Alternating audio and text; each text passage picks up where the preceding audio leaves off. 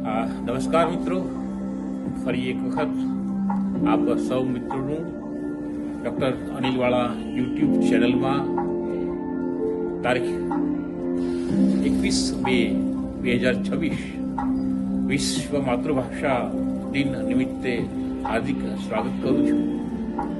માતૃભાષાની મહત્તા વિશે ઘણું બધું કહેવાયું છે. ઉમાશંકર જોશી એમ કે સદા સૌમ્ય શ્રી વૈભવે ઉભરાતી મળી માતૃભાષા મને ગુજરાતી, અને પછી મળી મને માતૃભાષા ગુજરાતી એમ કરીને ભોળાભાઈ પટેલ સરસ મજાનું પુસ્તક આપણને આપે. તો આજે ગુજરાતી કવિઓના કેટલાક શેર એ હું આ માતૃભાષા દિન નિમિત્તે આપણી સામે રજૂ કરું છું. મારી દ્રષ્ટિએ તો માતૃભાષાની મહત્તા એ જ છે કે દરેકને સપનું માતૃભાષામાં જ આવતું હોય છે, બીજી ભાષામાં આવતું નથી હોતું. જો કોઈને અન્ય ભાષામાં સપનું આવતું હોય તો એને સાયકોલોજીકલ કેસ ગણવું અને એને સાયકોલોજીકલ ટ્રીટમેન્ટ કરાવવી જોઈએ એવું હું માનું છું. એટલે આપણે આપણી ભાષામાં જ સપનું જોવું. સપનું જોવાની ના નથી, સપનું જોવું પણ આપણી ભાષામાં જોવું. દરેકને પોતાની માતૃભાષા હોય છે. અહીં માત્ર ગુજરાતીની વાત નથી, વિશ્વની દરેક ભાષાઓ એ કોઈને કોઈની માતૃભાષા છે. એટલે માએ શીખવી છે એ તો બરાબર છે, માથી આપણે મા અને મમ્મી ને એવું બધું બોલતા થયા, મધર, ઓષ્ટ વ્યંજનો મોટાભાગની ભાષામાં આપણા બધા સંબંધ દર્શક શબ્દો છે, એમાં પફ બભમ આવતા હશે. ફાધર કો કે મધર કો કે મા કો કે બાપુજી કો, તો એમાં પફ બભમાં ઓષ્ઠ્ય વ્યંજનો જ આવતા હશે, કારણ કે હોઠથી આપણે આ સંબંધો સાથે જોડાયેલા છીએ. ઓષ્ઠ્ય વ્યંજનો હોય છે એટલે એ માતૃભાષાની મહત્તા છે. અને આના વિશે કેટલાક કવિઓ સરસ લખે છે. દીપક ઝાલા અદ્વૈત ઉપનામથી લખે છે. તેઓ સરસ મજાની વાત કરે છે. માં કહું, મમ્મી કહું અથવા કહું હું માવડી. જુઓ, માં, મમ્મી અને માવડી એ ત્રણેયની અર્થછાયાઓ અલગ અલગ છે. માં કહું, મમ્મી કહું અથવા કહું હું માવડી, ફક્ત માએ શીખવાડી એ જ ભાષા આવડી. ભલે તમને થતું કે વધારે પડતું બોલું છું, વાતચીતનો ટોન સરસ મજાનો છે. ભલે તમને થતું કે હું વધારે પડતું બોલું છું, જે ભાષા મારી સમજે ત્યાં જ મારું મન હું ખોલું છું. દીપક ઝાલા અદ્વૈત. તો ધાર્મિક પરમાર એક સરસ મજાનો કવિ, નવયુવાન કહીએ એવો કવિ, એ સરસ લખે છે.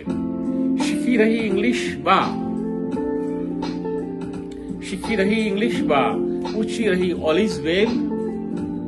શીખી રહી ઇંગ્લિશ બા, પૂછી રહી ઓલ ઇઝ વેલ. હા હા મજામાં, એમ ઉત્તરમાં કરી દીધો મેં મેલ. ને આગળ એક બીજા છંદમાં આ કવિ કહે છે કે છંદ લઈ કઈ નતું તોય સાચી હતી, મુજ કવિતા પ્રથમ બાએ વાંચી હતી.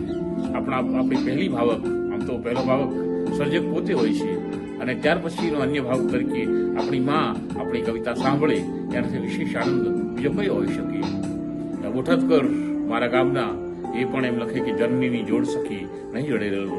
જનની, જન્મભૂમિ અને માતૃભાષા, આ ત્રણેય વસ્તુઓ એ સ્વરૂપથી પણ મહાન છે. એમ હવે આપણે સુધારવું પડે એવું છે. તો કેતન ભટ્ટ નામના કવિ કહે છે કે જેથી હાલરડા ગુંજશે ને રાઈમ પોઢશે, જેથી હાલરડા ગુંજશે ને રાઈમ પોઢશે, તેથી દુનિયામાં ઘર ઘર ગુજરાતી પહોંચશે. એક શક્યતા વિસ્તારી છે. મિતા ગોર મેવાડા લખે છે કે નરસિંહ, કલાપી, મુનશી, મેઘાણી ને ત્રિપાઠી. નરસિંહ, કલાપી, મુનશી, મેઘાણી ને ત્રિપાઠી સભ્યે કર્યું સંવર્ધન એ માતૃભાષા મારી. આપણી માતૃભાષાનું સર્જન આ બધાએ સંવર્ધન કર્યું છે, સર્જન સંવર્ધન કર્યું છે. તો મેઘાવિની રાવલ હેલી ઉપનામથી લખે છે. એમના 3 શેર એ આપણે જોઈએ.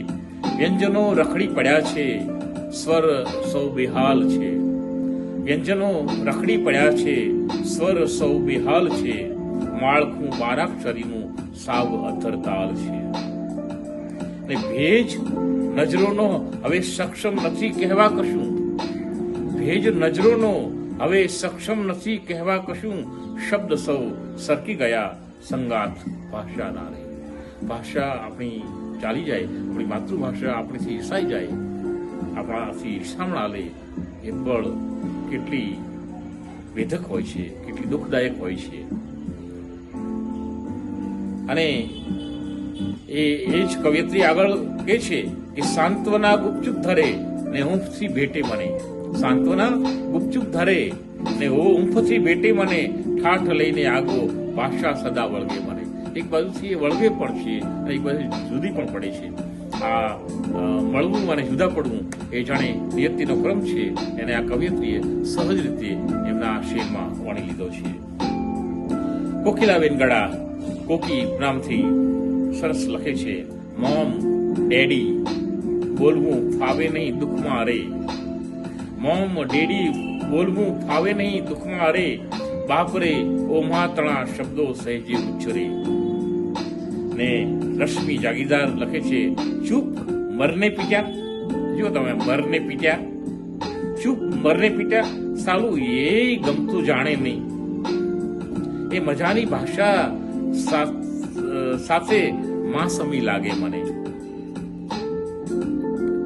તો રક્ષા શાહ મજાના કવિયત્રી છે. એ લખે છે માતૃભાષા એટલે જાજી ગમે છે. શબ્દના આરંભમાં માં શબ્દ છે ને. માતૃભાષા એટલે જાજી ગમે છે. શબ્દના આરંભમાં માં શબ્દ છે ને. એ સીધો મનમાં ઉતરે છે માનો ઠપકો એ રીતે જાણે ગુજરાતીમાં ચોખ્ખા શબ્દનો શીરો છે. આ શબ્દોનો શીરો આ કવિયત્રી જ બનાવી શકે. કે મનની વાતો જાણો નહીં. ભારતી વોરા કહે છે કે મનની વાતો જાણો નહીં જો ગુજરાતી માણો નહીં. ગુજરાતી માણવું હોય તો તમારે મનની વાતો જાણવી પડે. અને આગળ એ કહે છે કે એ સાદો છે ને ભાષા એની સાદી છે. એ સાદો છે ને ભાષા એની સાદી છે. ફાડે અંગ્રેજી પણ પાકો ગુજરાતી છે. એ સાદો છે ને સાદી એની ભાષા. એ સાદો છે ને ભાષા એની સાદી છે. ફાડે અંગ્રેજી પણ પાકો ગુજરાતી છે. ને વહેતી રહી મારી ભાષા દઢતા સાથે. આવે ભલે અંગ્રેજીનું આ પૂર બે કાંઠે. ભારતી વોરા સ્વરા એ આજની વાત કરે છે. તનુ પટેલ કહે છે કે પારકી ભાષાને કેળવવી પડે. માતૃભાષા ગર્ભમાંથી જન્મ લે. આપણે તરત જ શિવાજીનું હાલરડું યાદ આવે. પેટમાં પોઢીને સાંભળેલી બાળે રામ લક્ષ્મણની વાત ઘણી આપણને યાદ આવી જાય તરત. એવો મજાનો આ શેર છે. રમેશ મારું ખફા કહે છે કે માં ભલે મરવા પડી પણ બાળ અંગ્રેજી ભણે. આપણે હમણાં બાળકોને ઇંગ્લિશ મીડિયમમાં મૂકવાનો ક્રેઝ બહુ વધી રહ્યો છે. માં ભલે મરવા પડી પણ બાળ અંગ્રેજી ભણે. આપણે સૌ ગુજરાતી ડે સભામાં માણીશું. રમેશ મારું ખફા ઉપનામથી લખે છે. કિરીટ શાહ લખે છે કે જે ધરતીની મીઠી સોડમ મારા માનિક મહેકે. જે ધરતીની મીઠી સોડમ મારા માનિક મહેકે. જે ધરાનો ખોળો ખૂંદ્યો ખોળો એ ગુજરાતી. ખોળો એ ગુજરાતી. કે મમતા શર્મા એમ કે છીનવો છો માતૃભાષા લાજતા સહેજે નથી. છીનવો છો માતૃભાષા લાજતા સહેજે નથી. જાણજો આનાથી મોટું પાપ તો એ કઈ નથી. આપણે કહીએ કે ગુજરાતી ભાષા મરવા પડી છે પણ હું એનાથી ઊંધું વિચારું છું કે ગુજરાતી ભાષા તો ફિનિક્સ પંખી જેવી છે. એની રાખમાંથી પણ ફરી વખત એ એમાં પ્રાણ સંચાર થશે અને પુનઃ જીવિત થશે અને એક નવો જ આયામ સિદ્ધ કરશે. સૂરજ કુરિયા નામના કવિ કહે છે કે વેલકમની પણ મજા છે, ના નથી એમાં છતાંય. ગાળ દઈ લંગોટિયાને નોતરો તો વાત બનશે. લંગોટિયાને ગાળ દઈને નોતરી શકાય, એ આપણી ભાષા છે. અને દીક્ષિતા શાહ એમ કહે છે કે અભણ હોવાની વ્યાખ્યા માતૃભાષામાં થશે આવી. અભણ હોવાની વ્યાખ્યા માતૃભાષામાં થશે આવી. ભણી ઇંગ્લિશ ડિગ્રી, ગુજરાતીના કક્કે ગોથા ખાય. જ્યારે કક્કો આવડતો નથી,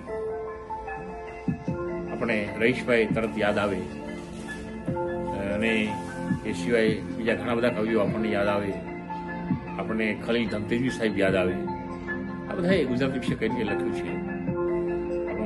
કિરીટ ગોસ્વામી પણ ગુજરાતી વિશે લખે છે, અને હરદ્વાર ગોસ્વામી પણ ગુજરાતી ભાષા વિશે લખે છે.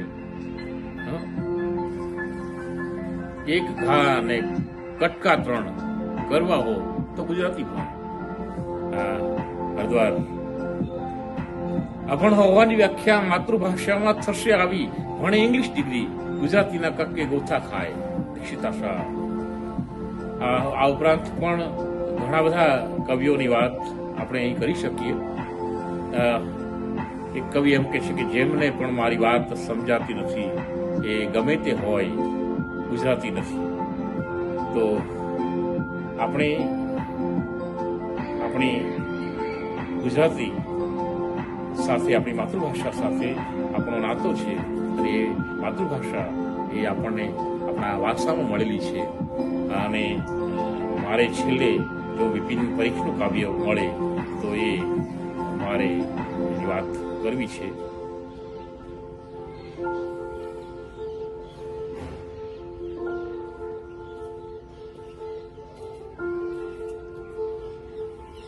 આપ સૌની થોડી ક્ષમા ચાહું છું. મને આ કાવ્ય બહુ ગમતું છે, એટલે હું મારી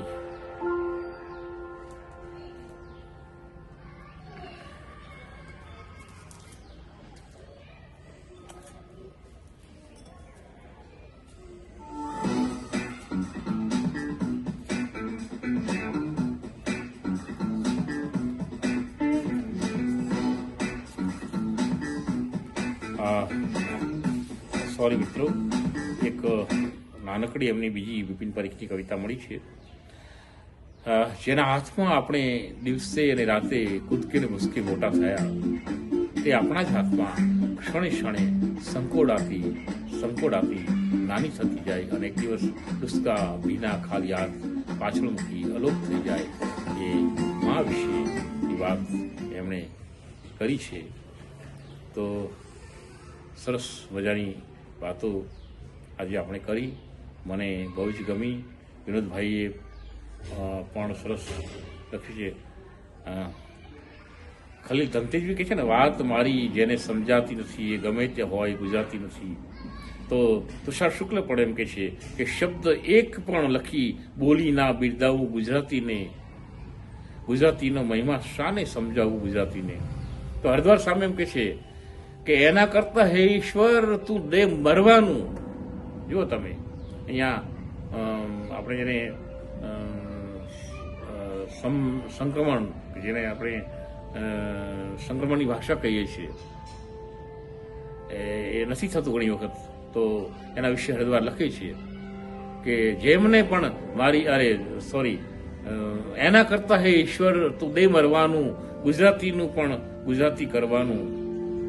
ને રહીશ મણિયાર મેં આપણે યાદ કરેલા, રહીશ મણિયાર કહે છે કે મેં તારા નામનો ટવકો અહીં છાતીમાં રાખ્યો છે. મેં તારા નામનો ટવકો અહીં છાતીમાં રાખ્યો છે. હુંસાવા ક્યાં દીધો કક્કો હજી પાટીમાં રાખ્યો છે. મેં તારા નામનો ટવકો અહીં છાતીમાં રાખ્યો છે. હુંસાવા ક્યાં દીધો કક્કો હજી પાટીમાં રાખ્યો છે. મલક કઈ કેટલા ખૂંદ્યા બધાની ધૂળ ચોંટી પણ, મલક કઈ કેટલા ખૂંદ્યા બધાની ધૂળ ચોંટી પણ, હજુ પણ મારો ધબકાર મેં ગુજરાતીમાં રાખ્યો છે, મેં ગુજરાતીમાં રાખ્યો છે. તો હરીશ જસદણવાળા ના એક શેર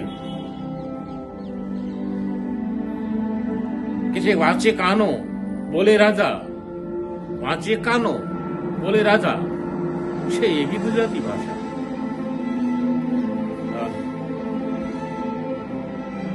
તો ગુજરાતી એ આપણી માતા છે અને બીજી ભાષાઓને પણ આપણે એટલો જ પ્રેમ કરવો જોઈએ કેમ કે એ આપણી માસી છે.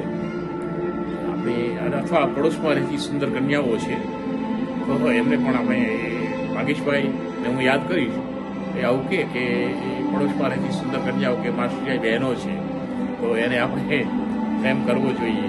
એટલે બીજી ભાષા નથી એવું નથી પણ કોઈની માતૃભાષા છે. તો